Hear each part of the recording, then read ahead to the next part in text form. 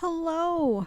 Here we are looking at a logo creation. So I'm going to walk you through a time-lapse video here that was taken over about a little over an hour and a half and show you how I took this original image that you see, this gate right here, how I took that into 3 final logos. So as you can see, I started with just an outline of the gate using the pen tool in Illustrator, and you can certainly choose whatever color you want for the outline. I usually outline in something that is extreme opposite from whatever I'm outlining just because it's easier to see. And you can see this doesn't have to be perfect. You're going to delete a lot of these pen points. You just kind of want to get a rough outline as you go through.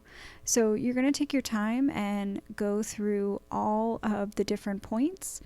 And once you have all of those points kind of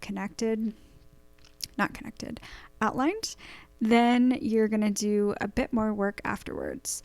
So really my inspiration for this logo came from this gate. I just thought it was really cool. I saw it on a random hike. And when I design, I often look for inspiration from nature or, just some inanimate object that I think is really cool. I know I've talked before of a couple of concept logos that I've done, and the things that I used in there. So this particular gate, I just wanted to use as a great example to show everyone that if you're struggling coming up with kind of new ideas or creative ideas, that you can use this gate. Or anything that you see in nature. Maybe it's a tree or a funny collection of rocks, or, look for designs all around you. It doesn't have to be something that's already in existence. As you can see, I took the first side that I did. This is a good time saver, although in this case it didn't really work out because of the tree. It was tough to visualize. But I took one side that I had already done and dragged it over to the other side, and I'm just rearranging the outline a little bit here so that it fits this style a little bit better. Again, you'll see as this design moves forward, I changed it quite a bit. As with most everything, it starts out one way and ends up something very, very different. So you can see that the pen tool is a little bit tricky, at least for me, as I'm still starting out here in Illustrator.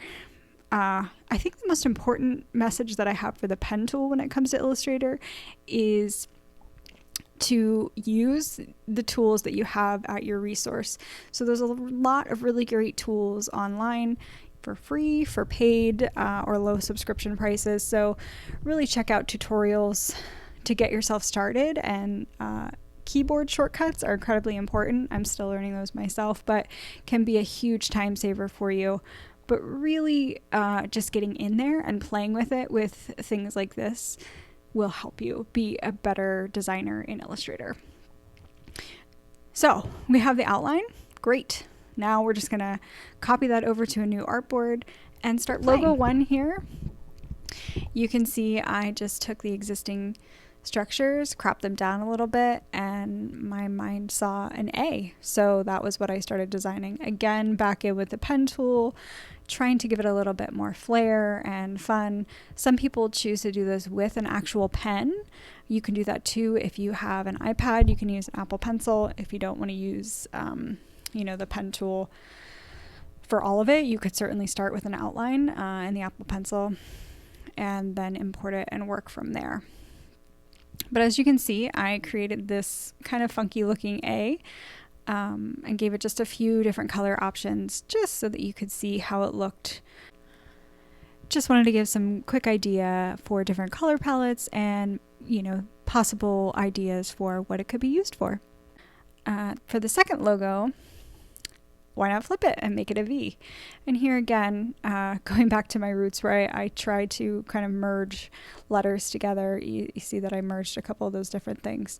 So again, you can see how quickly this comes together, really.